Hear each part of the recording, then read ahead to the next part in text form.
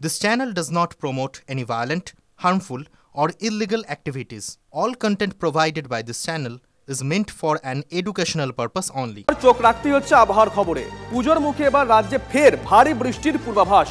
বঙ্গোপসাগরে জোড়া ঘূর্ণাবর্ত, সোমবার নিম্নচাপ সৃষ্টির সম্ভাবনা। কমলেশ আমাদের সঙ্গে রয়েছেন টেলিফোনে, আমাদের সহকর্মী। কমলেশ, কোন কোন জেলা ভাসতে পারে?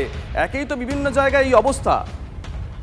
পুজো মানে প্রিয় গোপাল বিষয়ী কলকাতায় আর জেলায় জেলায়।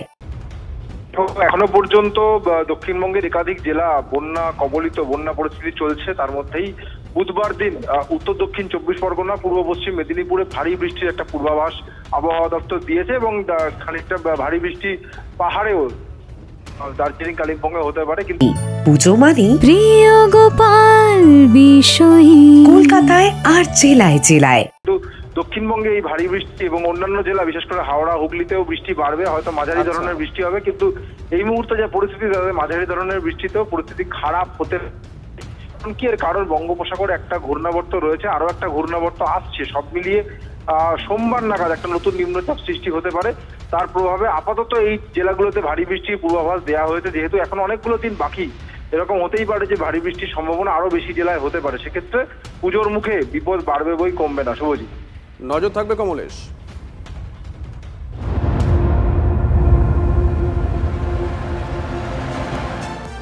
আর ঠিক এরই মধ্যে ত্রাণ চেয়ে দিকে দিকে হাহাকার।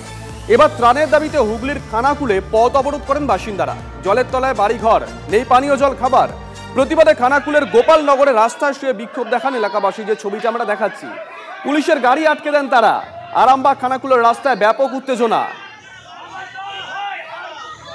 এর আগে নিশ্চয়ই আপনাদের মনে আছে, আমরা দেখিয়েছিলাম আরামবাগের সাংসদ মিতালি বাগ, তাকে ঘিরে বিক্ষোভ দেখিয়েছিলেন সেখানকার বাসিন্দারা। আর আজকে এই ছবি, দিকে দিকে কিন্তু এই ছবি উঠে আসছে।